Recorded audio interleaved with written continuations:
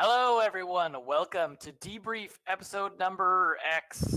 As I probably is 10 actually. Number X. But we are here today mostly to talk about TTS changes, as there was not a lot to talk about in matches except for the seeding matches, which it's hard to take super seriously.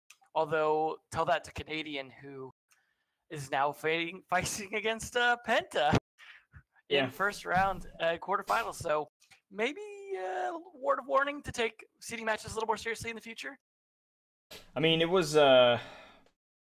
fortunate, I guess, but this is gonna give us a pretty good game on the first day. Sure, that's like final worthy, or just a rematch from that invitational game. I'm down.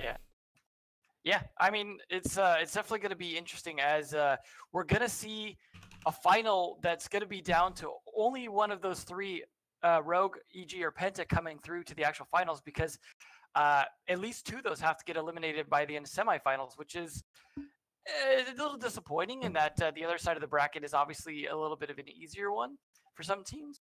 But it's going to be interesting either way. I mean, I don't know. I like to see the rematches in terms of, like, we have Fnatic versus Liquid as well. But I don't know. It's definitely not a great day for Penta and EG to start out that way, although I'm sure Fabian doesn't care. I'm sure either of the team care. They're just happy to have the opportunity to, settle it down for once.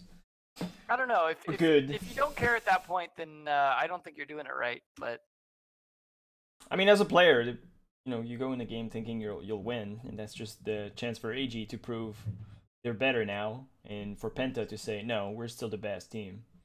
Well, if you think about it, though, if you don't win, then you lose out a lot more money because you don't even make it through quarters.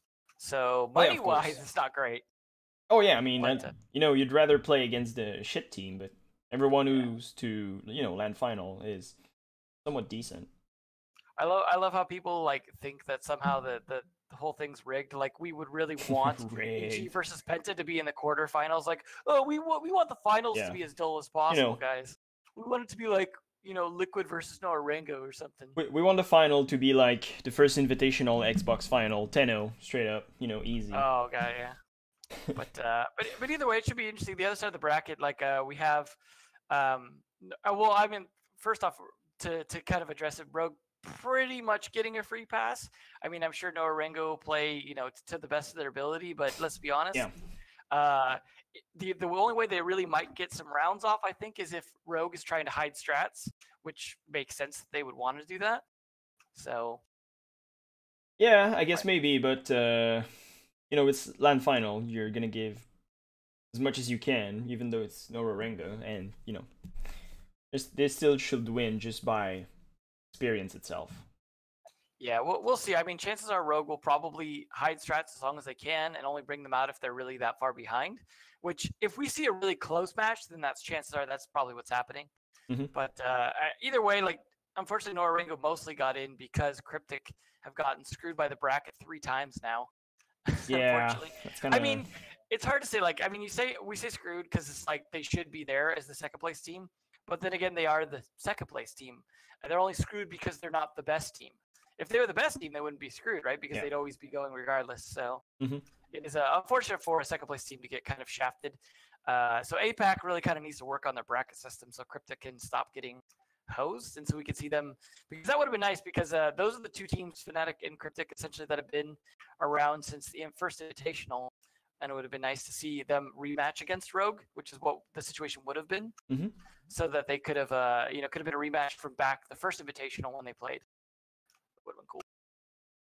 Yeah, and I mean, we're so close to be done with this season and just all the bracket shenanigans and all that stuff. That sucks. Yeah. Well, with everything going on in the next season, I'm kind of excited for the season to be done. Because to get the next season rolling. Oh yeah, definitely. I mean, now that it's gonna be season, I mean, yes, it's only one game per half of season, but still is everyone playing against everyone, more of a league format. So the best team should be at the top, and not because they got bracket fucked or whatever.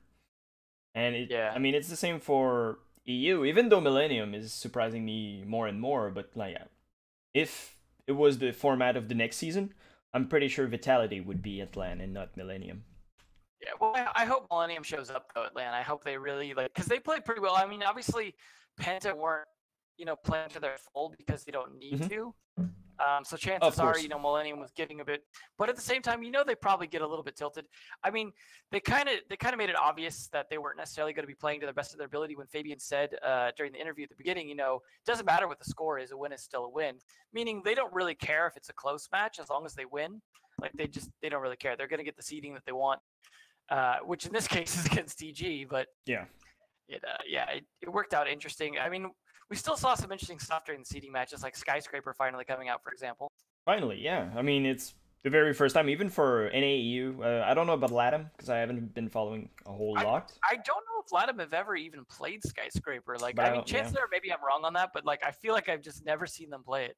Yeah, I mean, same for me. I haven't watched a whole lot of game for LATAM, but I mean, any of them I've watched was nowhere near Skyscraper, and now for the final week, we get EG and Rogue that plays on it, and then Penta Millennium. It was interesting. I mean, nothing really new came out of Skyscraper for either of these teams. Well, it was interesting to see Rogue trying a bunch of different attack strats, but outside of that, it wasn't terribly like innovative play. It wasn't some new weird holds or anything. We didn't see like the Office come out really. It was pretty much the same two bomb sites you usually expect. Yeah. Nothing too fancy, too funky. Just, the good old usual Rainbow Six game that we're used to. As far as unusual, though, a lot of bathroom tellers coming out from the French scene so far. Between both French teams, Millennium and Vitality, have played quite a bit of bathroom tellers on Border. It's been working. It's a French thing, I guess, huh? It's been working. I mean, they won the first round against Penta. It was close call, but Millennium won the first time. Second time, not so much. I don't know how seriously they were taking it, but it has been interesting. Like, the strat seems to really depend on Castle, like, being a big part of that, like, castling off that top floor. Because the top floor defense is obviously important on it, but I think the way they're using Castle is working out pretty good. I mean, we even saw the M870 just hanging out right in front of the door, waiting for it to get opened. So, and he still got 2 kills out of it. So, not the ones we expected, but I don't know. It's been interesting. I mean, I like the Millennium have gotten a lot better at shutting down roams.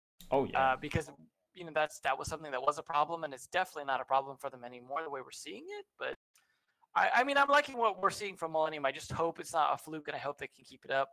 Because as I've joked about before, their lineage goes all the way back to the Season 2 champions, Youngtis. So technically, their lineage just comes from a team that have won LAN before.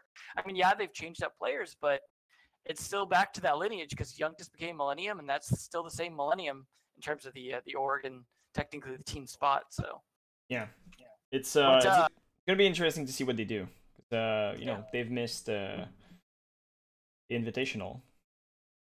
Yeah, I mean, they've missed a lot of land, so we'll see how they get on at this one in particular. But I don't know. I think it's not going to be their season. I don't think so. But probably not. I mean, there's too many other strong contenders. Yeah. It'll be interesting to see where LATAM ends up though, because the Liquid Fnatic rematch should be interesting because last time Liquid got crushed and they haven't been doing great this entire season. They had one kind of really good moment against FaZe where they 2-0'd them, but then in the rematch FaZe 2-0'd them. So it's like I'm still feeling like Liquid's really, I don't know, just not doing great. They're struggling a little bit. And honestly, I was surprised when they lost at the Invitational. Yeah. I was surprised. I was like, maybe it's the time for Brazilian to finally win a LAN that is, international. Nope. So far, they have yet to win a LAN. And I don't think it's going to be this season either. No, Black Dragons didn't get to go, so like Liquid is not necessarily a strong contender, and FaZe is pretty much the only hope for Latin America, in my opinion. They were invitational as well, and when they got dropped, it was like, whoa, okay, well, maybe not FaZe. Because we all thought it was going to be like FaZe EG or FaZe Penta finals. Yeah, exactly.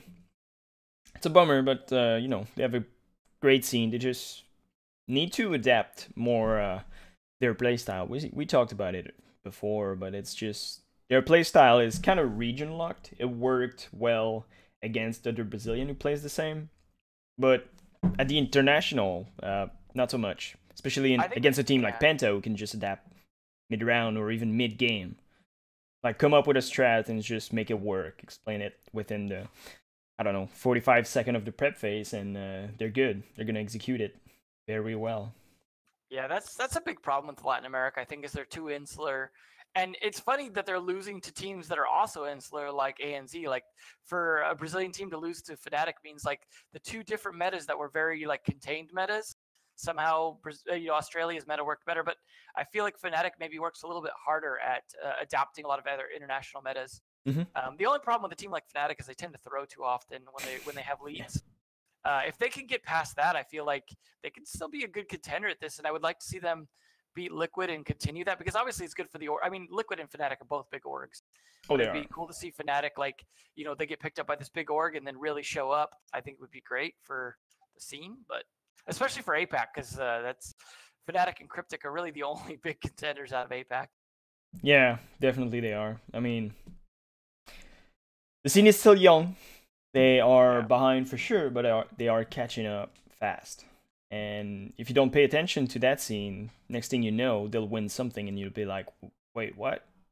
That just happened?" And you'll just miss the whole thing.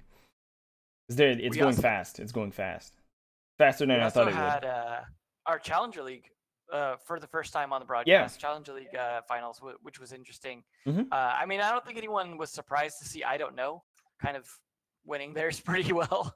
But, I don't know, just undefeated, undefeated. Not even a map against them. Yeah, crazy. What was I would say more of a surprise was Beast Coast getting wrecked by Noble. Yeah, just getting demolished.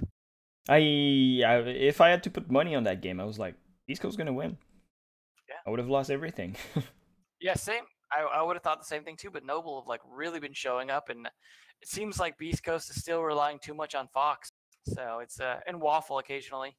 Maybe there's something that didn't work. They need to work it out. They still got time. I mean, I don't know when the relegation is. I don't know if the dates are out or if they even talked about it. They are yet. But they still got some time. Maybe a week or two, maybe 3, maybe a month. I don't know. But they got plenty of time. They can work it out. It's ironic though for Breezy to go from being on Beast Coast to being on Noble. It's like, oh, Breezy was the problem, right?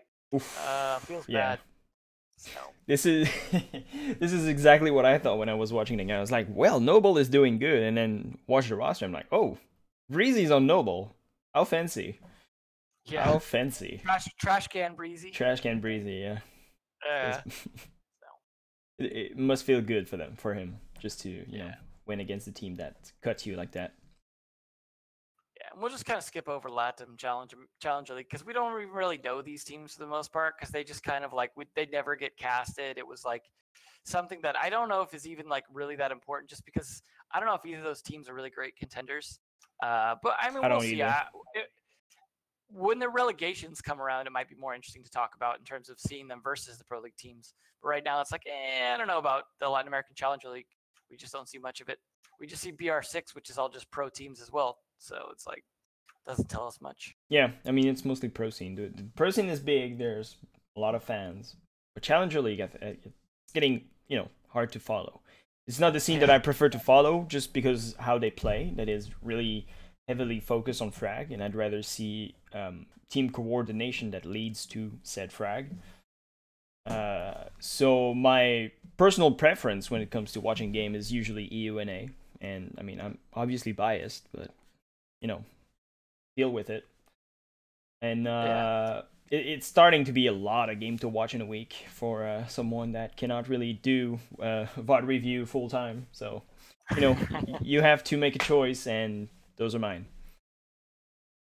Yeah. Well, that's the matches. They were interesting, but we have a lot to talk about. I don't know. TTS changes. Yeah, just one thing. I don't know. Looking forward to see that. Can they get in Pro League full season undefeated in Challenger League? That would be crazy. Well, yeah, they haven't dropped a single map in Challenger League. Not a single map. I mean, what a surprise. Wow, people that are all Pro League players. It's not a Challenger League team that has 1 or 2 Pro League players like most of the other regions. It's all Pro League players. Yeah, but you know how they were struggling last season? It was hard. It was oh, I don't know. They're Pro League. They're great. And then everything they were doing was just failing miserably. And now it feels like just going back to Challenger League feels like it was a wake-up call they needed. And now it's just they figured it out and it's working. And it's great to see. Well, I hope they can keep it up because obviously everyone wants to see them back in Challenger League, and I don't think anyone's gonna really miss Oplan that much, unfortunately. Yeah, it's yeah. Feels bad. Not gonna comment on that. But I'm allowed to have opinions, aren't I? Oh, you are. Yeah, yeah. I mean, I agree with you. But yeah. Anyways, I'd rather see I don't know in Pro League than Upland, and just have that grudge match between DC and I don't know. I want to see that. Oh god, yeah, that grudge match will be fun. I'm gonna watch that for sure. This is gonna be great. I don't know if DC have been playing as well as I don't know, but then again, they're in different leagues right now, so it's hard to really be sure. It's hard. We'll see. We'll have to see. I mean, now that we know for sure the game will happen between the two because of the new league format, it's gonna be great. Yeah, it's gonna be wonderful. That's nice to know that we're gonna see two matches between every team, so that you know for sure that you're gonna see those teams fight each other. Yep. So like, for example, Rogue EG, right? We didn't get to see until seeding match, whereas we would in the new format we'll get to see it twice a season. Yeah, so that's pretty badass. Like serious play. Serious play, and I mean the fact that the two games are separated with a mid-season with DLC release will show also what team can adapt fastest and just adapt in general and is the best. Doesn't have to be in just one game. Yes, it's one game per half season, but there's a big change in the middle that happened, and you'll see what of the two teams is just the best. Yeah, you'll see who can adapt. Yeah, and I mean, especially with pick and ban, it's just even crazier how you need to adapt and modify how you play mid game, or even before the round. Yeah, that's gonna be the big theme of next season is adaptation. Like this season, it's been all about meta. Next season, it's all about the opposite of meta, which is gonna be fantastic. Like I'm sure we'll still say meta 10 million times because that's the meta for casting. Yeah, that's a good word. It'll be fun though. Adaptation, that sounds clever. Will be really good. I mean, in a way, it's almost a bummer to have best of one when you have the operator pick bans because like you could have different pick bans per map, and then it could be interesting in that. But either way, like we'll still have like 4 matches a night. Like how nutty is that going to be? Oh yeah, and I mean with the pick and ban phase now that you gotta add for every game are going to be slightly longer, slightly more interesting to watch until you get in the game. Like the period before the game actually starts is going to be more interesting for each game, and we get 4 of them. So that's great. Not to mention, there's a couple other details that come with that pick and ban system. First off, you force people to adapt, but at the cost of your own strategies, of course, right? Because we're a lot less likely to see like a Thermite Hibana ban because that screws yourself over too. But what that means is teams that are good at coming up with lots of variety of strats, teams like I don't know, teams like SK, teams like I'd say even Mouse at this point, like just teams that could come up with all kinds of different strat ideas will be in so much better of a position next season than teams that just play the meta. Teams that just play the meta are actually going to be screwed.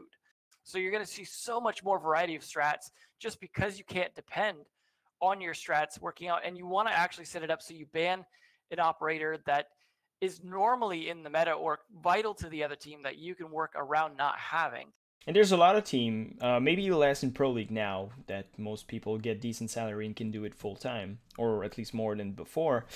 But a lot of semi-pro team were using, the strategy, watch what's the best team in the world doing, just copy and try to do it like our own way, but mostly copy it. Now it's not possible. You cannot do that. You need to come up with your own play style, adapt, just be yourself. It sounds like cheesy a bit, but be yourself. Be what your team can be. Do it. There will be a trickle-down effect on ranked as well, because what happens is you see a lot of new strat ideas as well that will trickle down into ranked without necessarily the pick and bans being there, because you don't necessarily have to pick and ban to make some of those strategies work, I imagine. But it's just the case of like alternative ideas being used that people hadn't really thought of. And people having to come up with new ways of playing a specific operator or new ways of playing a specific bomb site or even new bomb sites.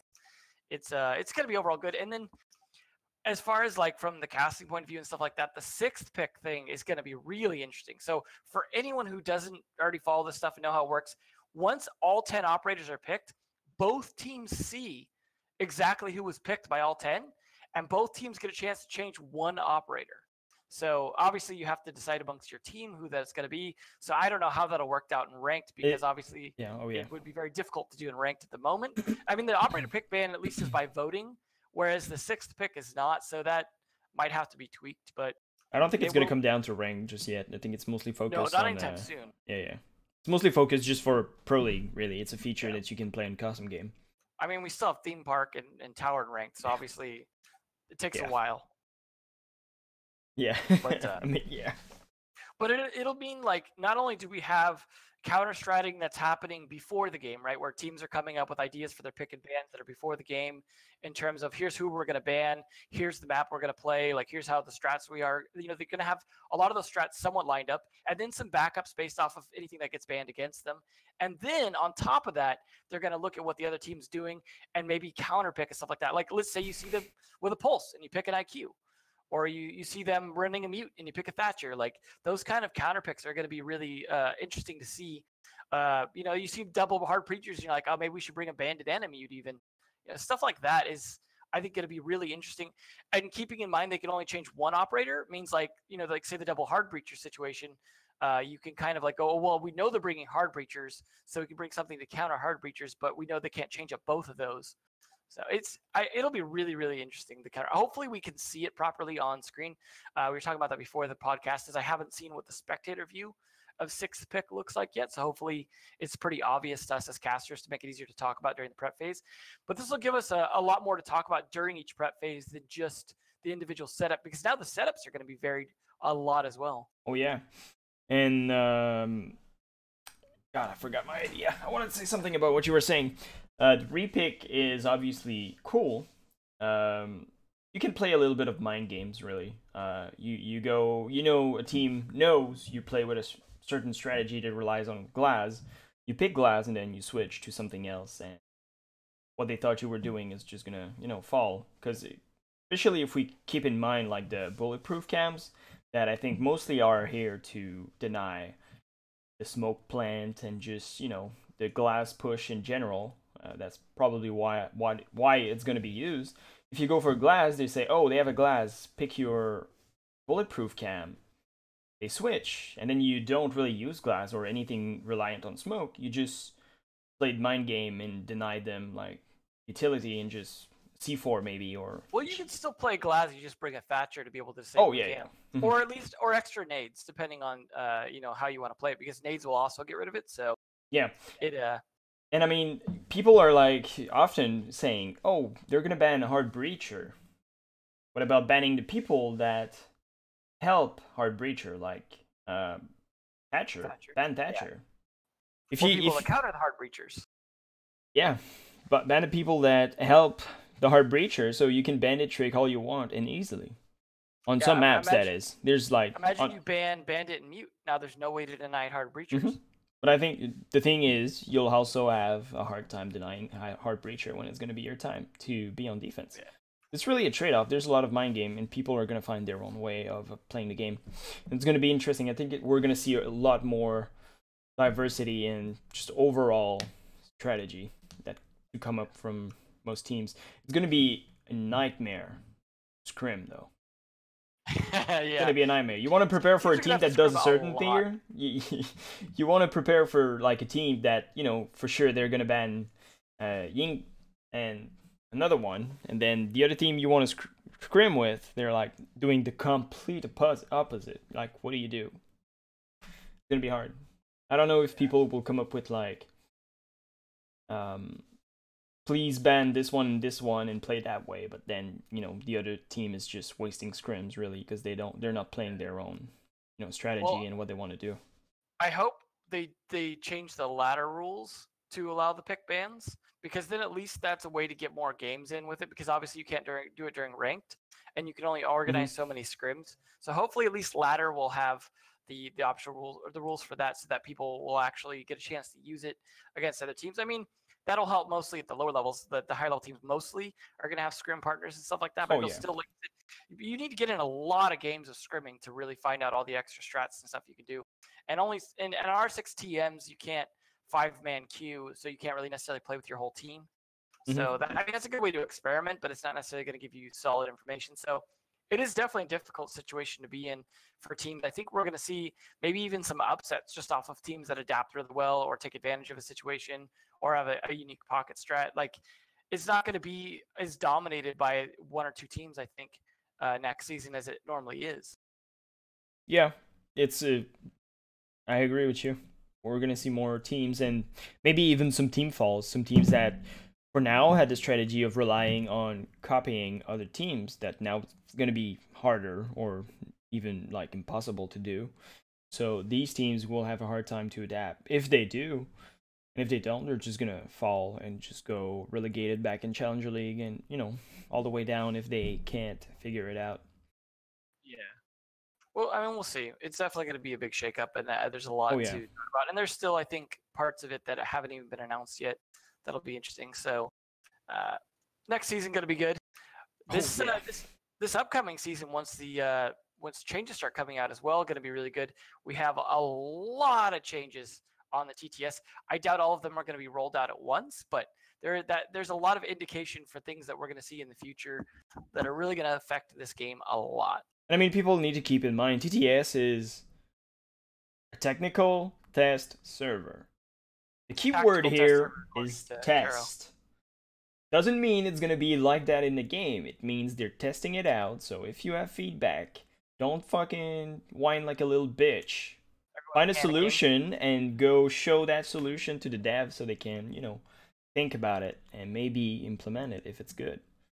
And maybe stop whining about quick leaning just because you're a Bolo fan. Yeah. I mean, rip leaning. Yeah. Well, so anyways, might as well talk about the operator balancing stuff first. Starting with, we have the Lion Nerf, of course, that everyone wants. I don't think there's anyone outside of Silvers that are really concerned about that Nerf being a bad thing. Everyone knew about it before. It was in the last TTS, so having it again is great in terms of them actually, making sure that, well, they're reconfirming the Nerf basically because they haven't changed anything about it. Putting it again means they're kind of committed to keeping it the way it is because it's working. Yeah, it's you said it. It was nice though that since the last one they've gone with a Blitz Nerf though, where they reduced his range and took away one of his charges. Taking away one charge is not a big deal, but it is nice to see that they're addressing the fact that he can blind maybe too often. But the two things combined, if you think about it, so if the range is nerfed, he might have a missed flash, right? And he needs to flash again. So the more often he misses because of the range, and the more he has to use charges, the more that nerf to the number of charges matters. So it's actually like those two things work hand in hand in making him less effective at flashing people. Mm-hmm. That's a good thing. I can say I've played a lot of people, or good people, playing Blitz in the TTS so far. So I don't know exactly how that nerf is going to affect him. But, I mean, every nerf to such operator is just good. Nerf him into oblivion. I don't want him in a game. I personally hate playing against them. Well, yeah, I'm not the people that hate against shields. I think Blitz is fine as an idea. It's just as an execution, it's difficult. I do like that they're considering addressing melee options, though. They specifically said that in the notes. So I imagine Blitz is not going to be perfect until they really address that part as well. Yeah. But once they figure that out, I don't know, just make him melee slower, for example. Would be perfect. So that way he can only get the melee kill when they're blinded, basically. Or I mean, right now, if the shields and the defender melee at the same time, the shield wins every time. It's just how it is. Could you imagine if they just took away his melee and just made him have to shoot or back up and reload? That would be something, because right now if you go close, you're dead. You're flashed, and he can just melee you. Even if you melee first, as long as he melees, he's gonna kill you. Yeah. I think the defender should maybe get priority on melee. So even if you melee at the same time, it's just gonna knock back his shield, like it's doing when he's not meleeing at the same time. That could be a way to deal with it, but even though it's not perfect. Unfortunately, I think he did get some buffs as well, though. I think he's buffed a little bit too much because he has just his pistol out technically. So I think he might have gotten a slight buff on accident from that. And he can go basically the mode where he puts the shield on his back and be able to move. What I'm calling the turtle boost. If you put a shield on your back, you can run faster for both Montaigne or any shields really. Fuse, recruit. If you just put it on your back, you can boost, which is nice, as well as being able to boost with just pistol out and operators now. So now there's like reasons to be able to approach faster but less secure. So like there's this kind of yin and yang between like spawn peeking and other things that are risks in terms of approaching things. And now the attackers have more choices in those risks. Same with defenders that want to rotate. Yeah, and one other thing, I mean, Donut said it. Nerf ADS time on shield. It's too fast right now. Oh yeah. That is a huge nerf that would work the right way, I think. Right now it's just, as soon as the defender turns around, you go from full shield to like aiming in like half a second. It's crazy. Especially if you have a Finka.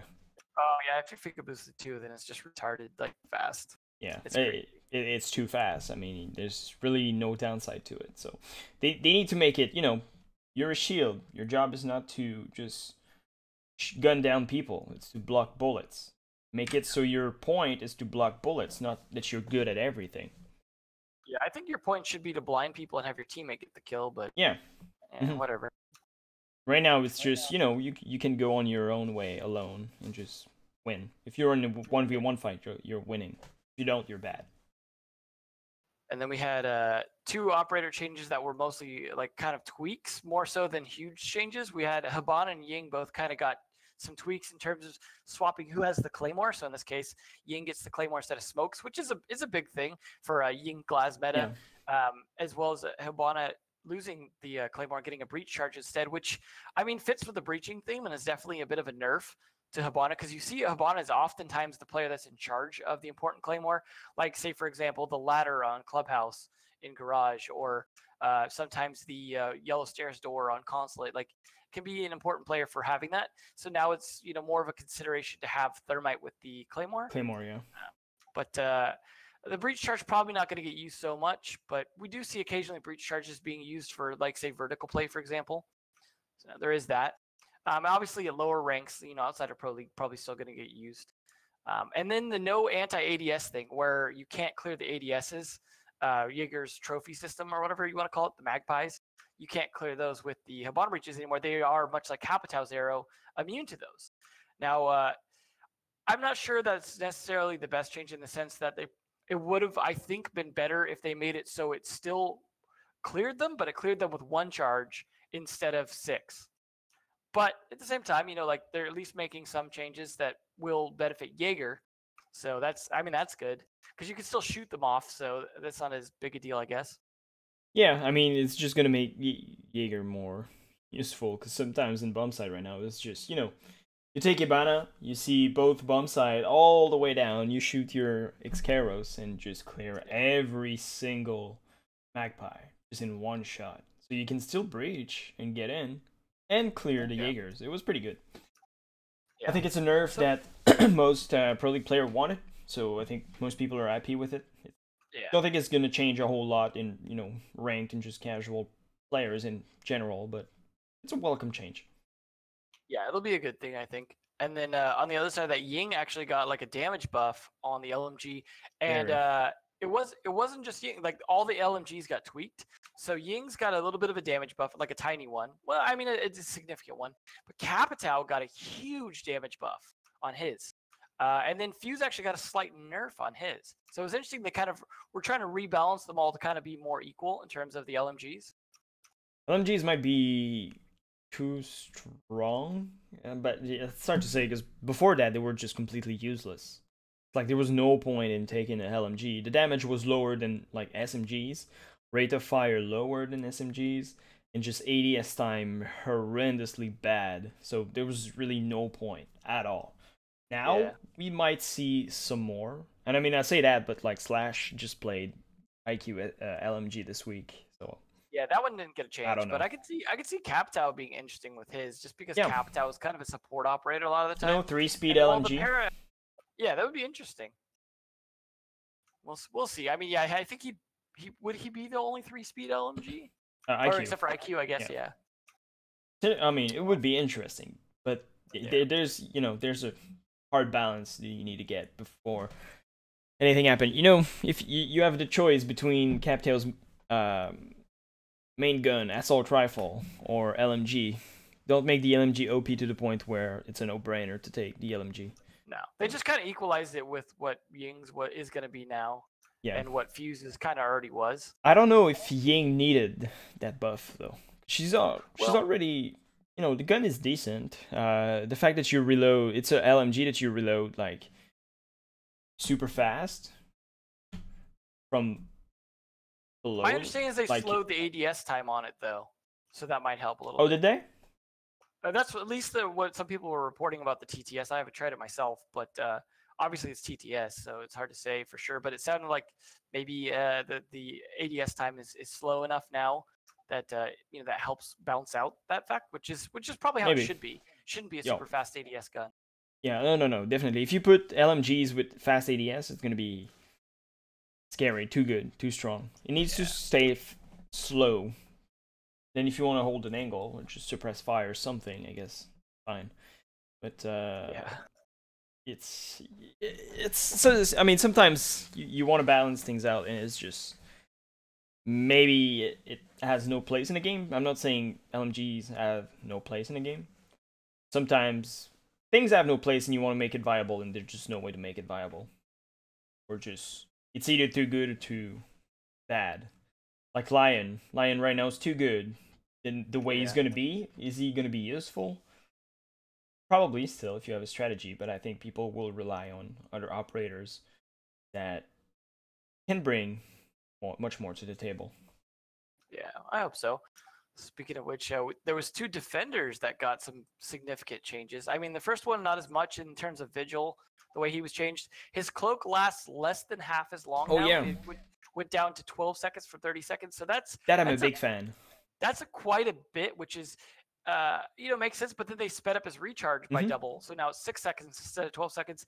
And I agree with the reasoning, which is to make you think more about resource management and less about spamming it when the moment you get a chance to.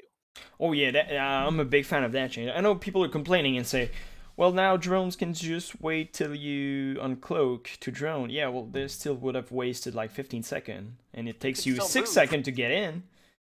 Like, you have 6 seconds to reload your thing and just start over. So it's super fast. Yeah. You need to micromanage it, and it's not just, you know, press the button and you're good for 1/6 of the round.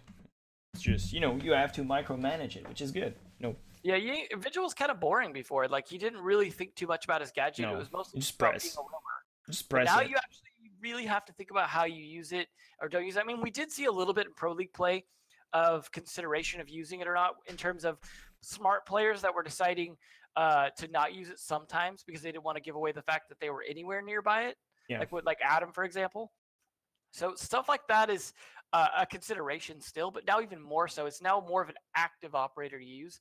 So I think it was a good change. We'll see. I mean, we'll see if it affects his pick rate at all, or his win rate. But it is. I think it's a good change too. I mean, it is kind of harsh to nerf the cloak by half. But then reload time is also nerfed by half. It's also buffed by half. You know, you nerfed the cloak by more than half. So like, it's a little unequalized, but I think it'll be good still. 12 seconds is fine. Yeah. Oh, it is. It is. So, yeah. It's a good change. I'm like completely fine with it. It's just more skill to Legion, not Legion, but Vigil. Now it's not just, you know, press the button and wait till they get in. Because, you know, before it takes about 45 to 1 minute to get in the building. Then you cloak, and you have another 30 seconds of being invisible completely to drones. Now he's really gonna have to think about positioning. Now, trying to play anti-entry roam. Much more, yeah. And it's not gonna be, you know, face checking offense operator. Now they can just wait it out. You have a 6 second window where the drone is gonna be able to see him, and the attacking entry frag is gonna have to react in that 6 seconds. And then, you know, you start over, 15-second cycle. I'm down with it. More coordination for the attacking team, and an actual solution to finding Vigil other than just blindly face check a room and hoping your crosshair is going to be on the right spot. Well, you know who will help with that, who will help with Vigil being able to hide better from drones is Echo. His buff getting a second drone. So the reason I say that is because now he can have an anti-entry drone or a roam help drone, as well as the site plant drone. So now you can actually use him more actively earlier in the round instead of just placing it and holding angles with your the ACOG. So I think that's definitely a good thing, especially for big Echo players like Redeemer that know how to actually move the drone around and use it. I mean, it's probably going to be annoying as crap to play against them, but it's still it's a good thing. And they downed it to 2 charges. Yeah. So you do get a chance to potentially get it after it hits you twice, but getting hit twice is a long time to be stunned if they get headshots. Well, I think it's 2 charges, and the cooldown time is a little bit longer now, is it? Yeah. So Yeah, you so cannot you cannot indefinitely deny plant anymore, unless you go unless you micromanage your 2 drones and your 2 drones stay there. But then if you have 2 drones next to each other, they're more at risk of getting killed because people are going to be looking for it. Especially now that you know, what operators the other team has. Well, chances are what'll happen for at least probably in ranked games is people will put both drones near the bomb site and then use them like that. Use 2, because then you'll actually be able to deny it longer. Not only that, but when you're doing the second 2 charges on the other drone is recharging its cooldown. So you get a chance to possibly toggle back and forth and back and forth. Especially with the new observation tool now, the way it works. It's easier to swap between drones and cameras and all that stuff. So between that and the bulletproof camera, I think Thatcher essentially got a big buff this update. Like Thatcher and IQ are now way more useful because now you have a chance to not only find the drones as a IQ, but you can then also nade the bulletproof cameras. And I don't know. I think Thatcher and IQ are probably going to see higher pick rate with these changes. And yeah, Twitch maybe as well if you can find the drone first. Absolutely. I mean, and speaking of the drones for both those operators, they did get changed as well in that both those drones now can be viewed by the defenders as well. That also means that they can mark through them. So the big question I haven't tested yet is if Dokkaebi hacks defender cameras, will you be able to see through Echo's drones? I don't know. I'm gonna go test that out. Them really easy. I don't think you will be able to, because if you think about it, the phone is not ringing for Echo. Yeah, I would think so because Echo's immune to it. So I think they would apply the same logic to the hacking. Who knows? It's lore logic, right? So, yeah. Not really, but it's actually a balance. They had sex together, so he knows how to not get hacked, I guess. But maybe she gave him a little virus. Yeah. Lore. Lore.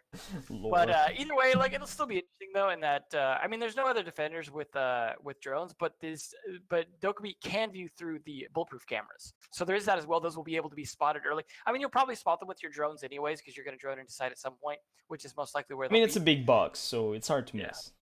But it is a slight buff to hacking people's cameras now, in the sense that now you can see through default cameras, Valkyrie cameras, and bulletproof cameras.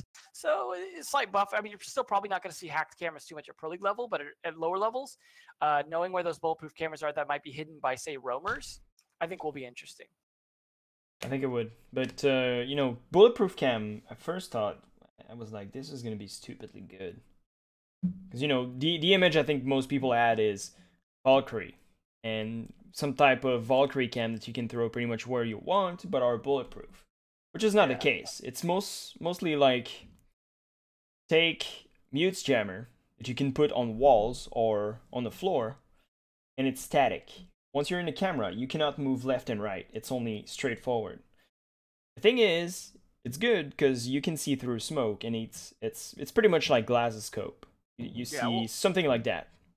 Essentially, it was almost added as a direct counter to glass. I mean, I'm not saying that's why they did it, but this or just a smoke push. Finally get a direct counter to him. Not only that, but they took the smokes off Ying. So now they're really countering some of that overplayed smoke meta that we'd seen. And you can ping through it. So, gadget. Yeah. So the fact that you can ping through it, you're no longer just guessing where you're going to shoot. You have, you see lots of smoke. You say, okay, go on cams. Say, all right, I'm marking 3, 2, 1, mark, peek, get the kill. You have a fair chance at fighting the glass now, which is good. It's not just that, but adding the ability to ping through Echo's drone as well is also a direct counter to glass, because oftentimes he's above the smoke. So and I don't know if this is the case or not, but if it's possible that your Echo drone can still be viewed after you die now, then that means there's a chance that even if you die trying to fight the fights, you or a dead teammate can then or while he's busy using his ACOG, a dead teammate could be sitting there watching to spot for Echo even. So now you can actually have dead players support Echo while he's still alive. Spot, because he's got the ACOG to fight that Glaz potentially, do a spot for it. And I think Glaz is definitely finally getting some counters. I don't think he's going to be like, oh, whatever, like he's dead now. But it is definitely nice to see their direct counters to what he's doing. Some people, some people will still use him, but now there's actually something the defender can do other than just don't peek the smoke. Yeah, it's the same argument. It's like, no, that's stupid.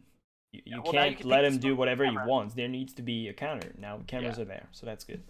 I think it's really interesting that they chose to make Thatcher disable the cameras but not destroy them. So now you have something similar to the Echo drones. So both the two counters to Glaz, the Echo drones and the bulletproof cameras, are both disableable by Thatcher but not destroyable, which is I think was an interesting choice that will be good, because obviously if you could just destroy them with Thatcher's EMP, you now have an area of effect device for attacking site that's too effective. Thatcher just disabled it. Yeah. I'm saying. No, okay, sorry. I thought you were talking about destroying it. No, because he doesn't destroy it. I think it's a good thing. Okay. Now you have to time your push around using Thatcher, because not only will he disable the Echo drone to stop you from stopping your plant, but also then the bulletproof camera. So now he's much more useful. But as Donut points out in the chat, you can set your bulletproof cameras pretty far from sight sometimes and use some line of sight things to be able to see, because you're still going to see through the smoke. Even if, let's say you're on freaking Oregon basement and you find a way to put an angle all the way back, like almost tower stairs, and there's enough holes to see through, like it's possible you can see all the way through to the stairs and you're still going to see through the smoke. And the way they're kind of highlighted makes it pretty easy to deal with, even if it's through tiny holes in the wall. So it just means smart placement is important, especially when Thatcher gets involved. And also the fact that not a whole lot of operators access to bulletproof cam, and if you want to have it specifically, you have a very specific operators you need to take, and those operators are not the highest pick rate, with two exceptions, I would say. Mute and Castle, this season at least. But I mean, if Vigil as well. But if you pick Mute, you're saying no to a C4 that in most strategy Mute is used for a C4. Well, that's what's interesting, is the three operators that people actually play, Castle, Mute, and Vigil. Vigil, something important. They all lose something important if you pick it, meaning you either lose C4 or impact nades. Impact nades. Whereas the other three, you actually just lose crappy stuff like deployable shields or barbed wire on Doc, Cav, and Frost. So those three, the least picked operators, lose the least vital things. So they actually balanced it in an interesting way in terms of giving up utility on well-picked operators versus picking an operator that's less picked. Although Caveira, of course, has seen actual Pro League play this season, so there is that. And Doc occasionally gets played. Frost as well has actually seen Pro League play. So all three of those have seen Pro League play this season, just less so. So overall, there is just so many interesting changes that are going to really shake up how every team does something. Yeah, it's been a while since we can say we had a good DLC / update / call it whatever you want. We haven't even seen the new ops yet.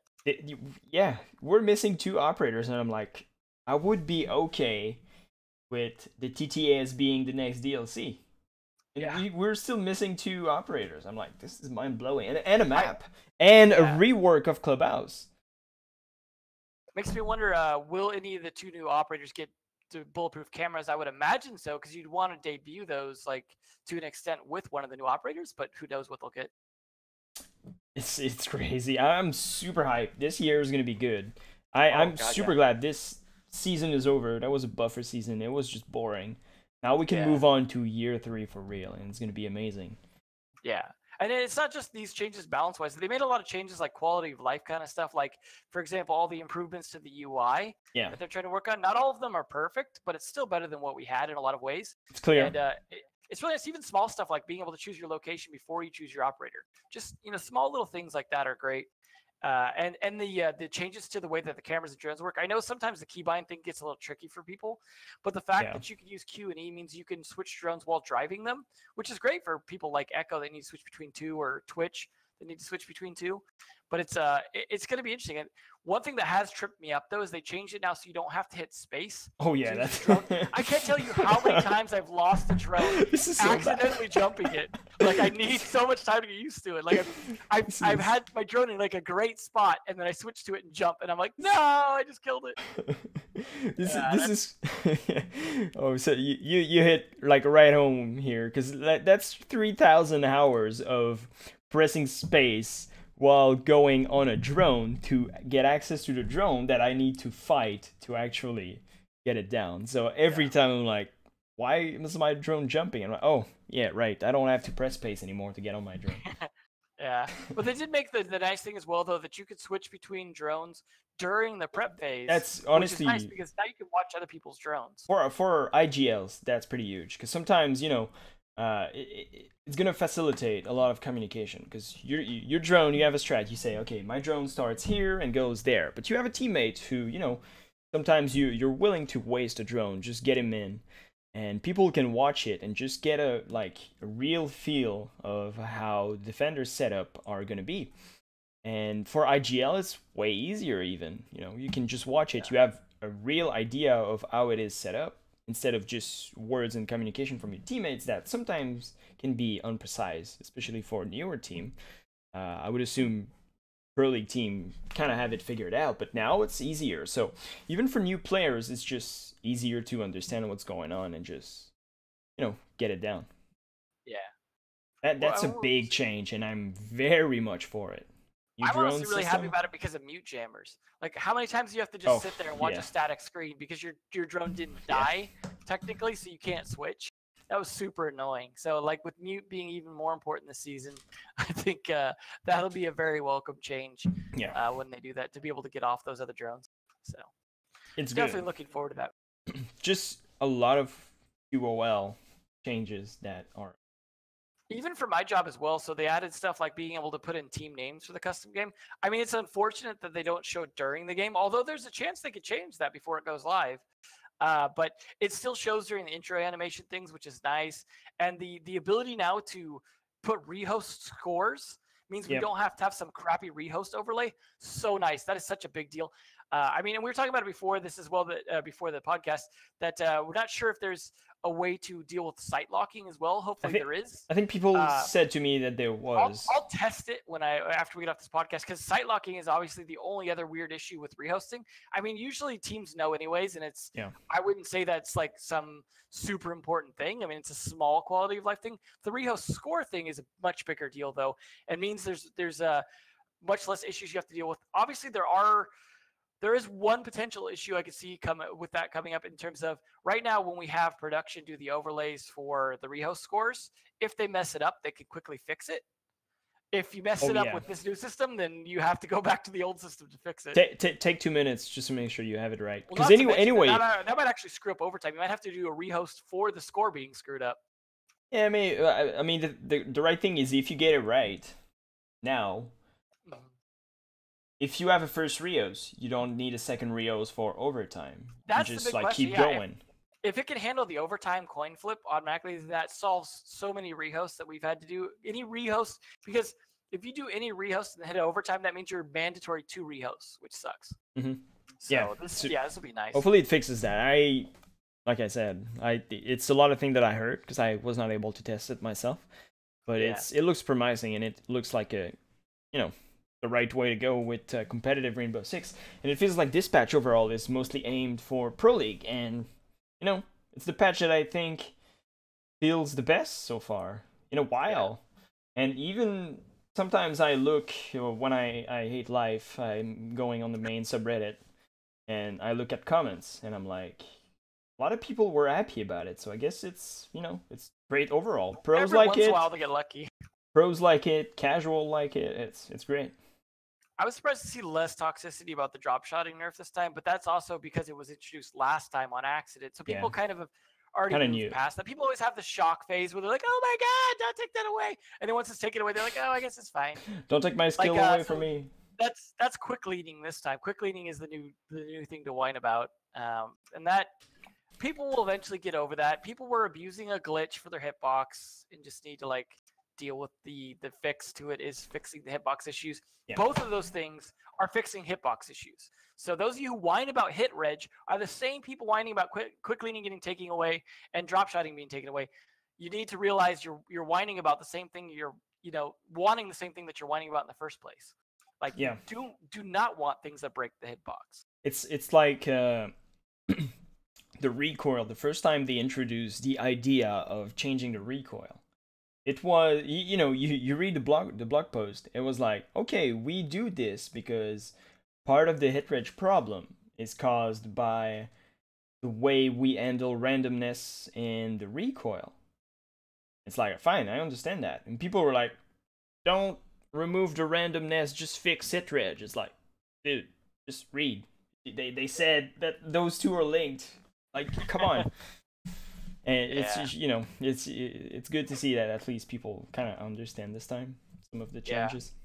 On the same topic of recoil, it is nice that they're fixing the misalignment, which makes it feel like a lot less RNG because there's already RNG to the recoil itself right now, which is what we were just talking about. But then it felt like there was double RNG because of the fact that the sights were misaligned during that. So your even adjustments to the RNG were extra RNG on top of that. And that was a big problem for accuracy. I think it'll be better. Mm-hmm. However, the current setup in terms of recoil is pretty all over the place. You have buffs to some guns that needed to be nerfed. In the case of like Jaeger is now way too strong, I would say, with this recoil, and Ella as well. Although at least the range thing is still there to an extent in that it's still much better at close range, but it's still too good in terms of recoil at the moment.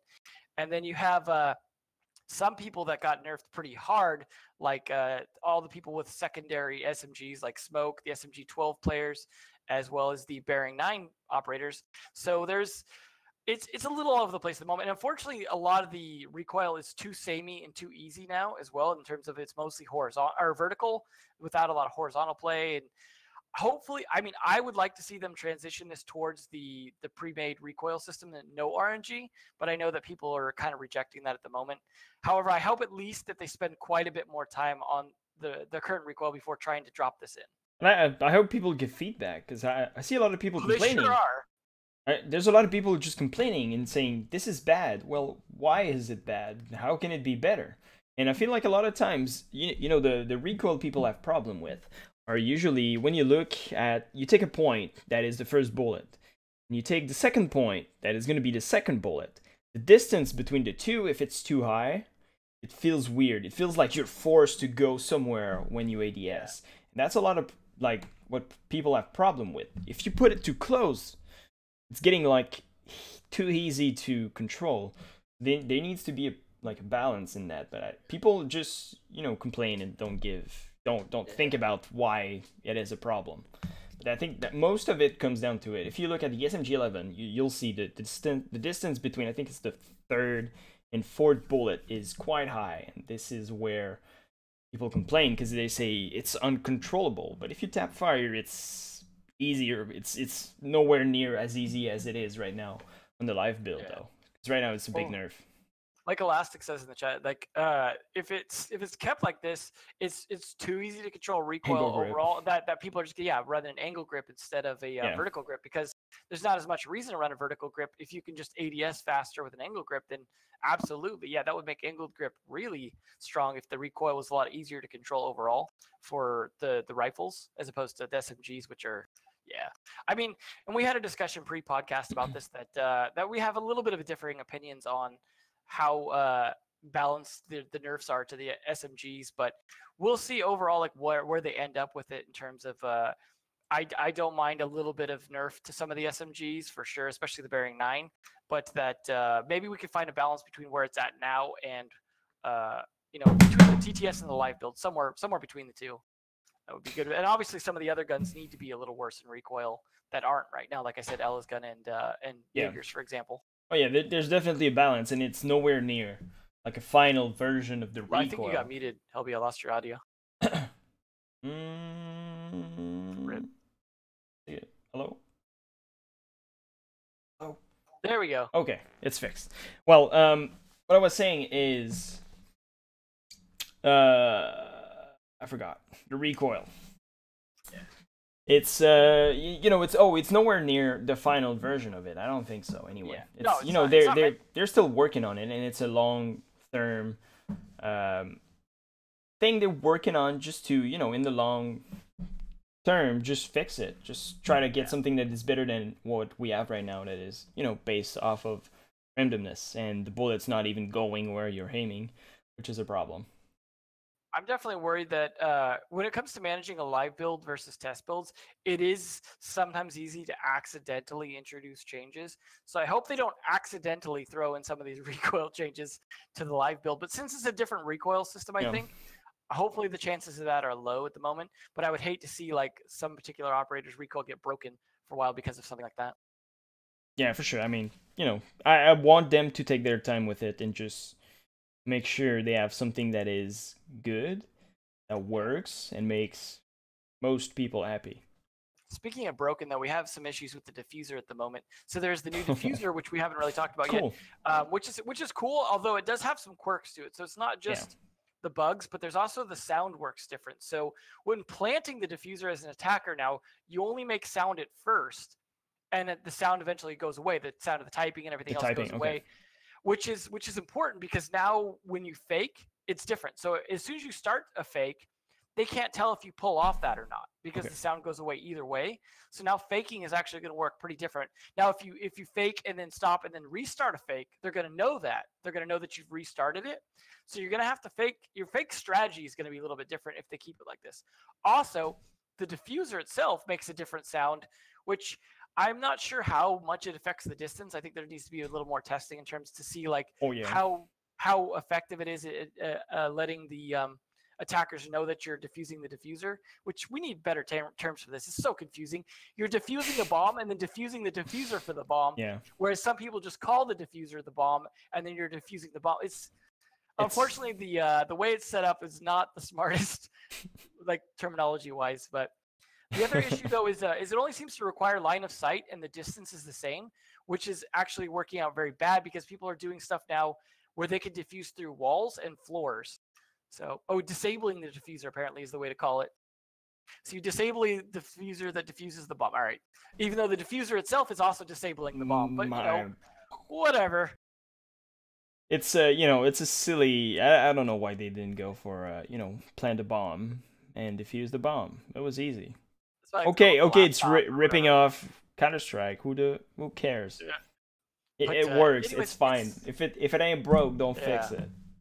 Now, I mean, I think they were trying to get away from long arming eventually, but they ended up with the opposite problem. Now, the worst long arming, because now you can even. I've seen some demos where you can shoot a couple bullet holes in a wall, not even destroy the wall, just a few bullet holes, and diffuse. You look at it, Yeah, it's crazy. It's like it's definitely obviously needs to be fixed before it gets put in. I think they need people to are diffusing from below the bomb and stuff. Oh yeah. They need to down the range of it. Maybe it's just being closer to it. More like Counter-Strike, where you need to basically be over it. Yeah, I think that's the direction they want to go. Is my assumption because of the way you work it, and that it's just right now they were just debuting the animation. Yeah. part. Oh yeah. Probably. So hopefully this was just the demo of that for us to understand the new animation. And then next thing they deal with the range issue. And I mean, right now you also see, the diffuser becomes red when it's actually being diffused. So if you have a line of sight on the diffuser, you can tell just by looking at it that it's getting diffused. Even though maybe if you don't see the guy, that's long arming. Usually you don't see him, but now you can know. See them though. IQ apparently can see them using their diffuse gadget, which is kind of cool. Yeah, it's cool. But I mean, just looking at the bomb now, you know if they're diffusing or not, faking diffuser or not. If they address the range thing, I think it'll be pretty cool. One exception that if they still keep the line of sight thing, though, is you'll still be able to do it through a wall. Yeah. Because you could be right next to. That's only if they plant next to a soft wall, though. So as long as you can't do it through the floor, is the big deal. As long as the range is too much for that, I don't know. We'll see how they address it, but I would like to see them address the long arming issue. I mean, I think it's kind of fun in a way in long arming because it forces you to really consider where you place the bomb. Yeah. But at the same time, I think for viewing, it's really kind of annoying to see people diffusing with like getting away with it. They're super Stretch Armstrong diffuse. Yeah. Not even touching it. Like, all right, I got this. But in this case, also you have to consider the fact now your arm doesn't show up, so it is harder to tell someone is diffusing it in some ways. So we'll see. Overall, I have a feeling they're probably not releasing this as is right now, and that they're going to keep addressing it. And there are some other small glitches that I also hope are not going to be in the main game. Like the repel animations are really whack right now. And I don't know if that's if they're just working on reworking repel animations and they haven't finished and just kind of left it partially done, or they're glitched or what. But they're kind of funky right now. Same with vaulting. Yeah, they're square. Like you move, you get locked in a vision, and then yeah. Yeah, you just throw it straight up. It doesn't feel right, but it doesn't bothers me because it feels more less buggy. Yeah. It feels like there's less potential bugs that can come out of it, and that I'm okay with. Yeah, I don't know. We'll see where it goes. They're still repelling through a lot of walls when you repel through a window where you're just seeing through the wall for a minute, and they need to SK address that consulate. as well. Yeah. Let's remember. You know, Hippo brings up an interesting point about remote hacking the diffuser. It would be interesting to see a defender at some point that has some kind of counter to disabling the diffuser, or some way to do that differently. Right now, we have one way to stop people planting, which is, well, two ways really, because you have the Grismont mines and then Echo's drone. Yeah. So anything that could break their animation is a way to stop them. But there would be an interesting way to post-plant, to have an operator that can do something to deal with disabling the diffuser in a way that is either more interesting or doesn't expose them to fire as much, so that when attackers are trying to hold a diffuser, they have to consider things differently depending on the operator left. I don't know. I hope they're working on something like that. So someone that is more focused on the post-plant phase of a round. That'd be interesting. But maybe as a result of something else. Maybe not something that is just focused on the post-plant, but something that happens to work towards that. I mean, obviously the bulletproof cams can help with post-plant, but yeah, for sure. It could be interesting. What I'd like to see is more special or things that interact with reinforcement walls. Yeah. Because right now we don't have a whole lot. We have mirror. And one thing that I'd like to see is maybe... Yeah. We have a couple. One thing that I'd like to see is someone who can decide the height of the reinforced wall. That could be fun. Sometimes you can just leave a gap. You know, some walls have a gap. It would be fun to have that gap on some other walls. So this operator could decide, you know, I want 3/4. Hey, yeah, that'd be fun. So that would be really interesting, because right now with Mira, you have to really make a hard decision when you want the ability to open up part of the wall above the mirror. Do you put it on a soft wall or do you put it on a hard wall next to a soft wall? Is a big decision, I think, for strategies in terms of how you play that. Because if you put it on a soft wall, you see what happens on Clubhouse or Coastline, for example, where people can shoot around it and then even actually make it destroyed by destroying the wall around it. So it's tricky, because when you put it on a soft wall, you give yourself a lot of downside, but you can also use that to your advantage. And so if you have an operator that can do something with that, it is interesting interaction, like just some kind of half reinforcement thing. I would go with something, you know, he has the choice to go half, 3/4, or full, depending on what you want, you know. Yeah, you still got two, but reinforcements is a great idea. That'd be cool, because I mean, in some bump side, it's interesting to just, you know, you want to cover. You still want to be able to, you know, throw a C4 over it, or just keep having that line of sight for a Echo drone or whatever. Yeah. That'd be interesting. You know, it's not OP, because attackers can just toss grenades your way. And they can also interact with it. I think it would be interesting. Would it be good? I don't know. Give Mira the ability to do the half reinforcements. Yeah, maybe. Since that's the operator that would really, like, interact with it the most. Maybe. I think that would still be interesting.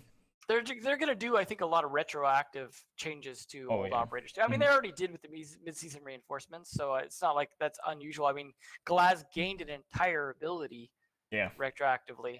So, and Doc kind of as well, the ability to boost people. So it's there's definitely changes that will come over time to all the old ops. So I think there's there's a possibility they could tweak Mira as well in that regard. Maybe. We'll see. Hopefully they don't get too crazy and give every operator like 5,000 different abilities. So this one can, we're going to start approaching League of Legends complexity if they keep doing that. Yeah, it's crazy. He has 5 passive, 2 gadget, and 3 choice of gun that he can swap. And 700 different interactions. You're like, please keep it simple. Well, we'll see. I mean, it was interesting. Like, so the Finka boost had too many things that it did, but the counters to it were interesting, at least the way they set up the counters. I'll give them that, and they obviously were effective because Finka never gets played really. So the smoke counter alone was enough to be like, don't play in Pro League, but now it's super strong in casual and ranked. So I don't think. I mean, M control is not something that is super interesting to bring in Pro League. Yeah. And I mean, the ADS buff, yeah, it's good, but is it good enough to justify you losing some utility for the sake of just being able to ADS faster? I don't know. Bring an angle grip and control your aim. Well, they said they're looking at doing changes too, so there probably will be changes to a lot of that stuff down the line for Finca. So just keep an eye on that. We'll see when they do that. Who knows when they're going to try and make changes? But considering it's not played a ton in Pro League right now, it's not really a big deal yet. It's not. So, but anyways, that was a lot of stuff to go over. I think probably wrap it up there. But looking forward to seeing what's coming in whatever future patches there are, whenever those are. I imagine we'll still probably see one before LAN, so LAN could be a little bit of a shakeup. Who knows what'll be included, but we'll look forward to that and to the relegations matches when they come. I believe people kind of have an idea when those are, but I don't think it's been officially announced. So yeah, just look forward to that as well. I obviously look forward to it because I'll be casting it, but make sure to stay tuned. We should hopefully have a Sunday podcast again as usual after the relegations where we'll talk about those, and we'll look forward to seeing you guys then. It might be shorter, also if there's less content, but we'll try. You know, this week was fun to have the TTS to talk about, and maybe they'll announce some stuff that we can also talk about, like next DLC and all that stuff. But with the lack of game, it's gonna be a little. You know, might be shorter, but next season with game every week, 4 game every week for every region. Yeah, we're gonna have a lot more to talk about. We're gonna have a shit ton of thing to talk about. It's gonna be fun. Absolutely. All right, cool. Well, we'll catch you all guys next Sunday at least, and then we'll kind of try and figure out what we can do from there in terms of the podcast. But we'll try and keep it going. Bye-bye. Peace.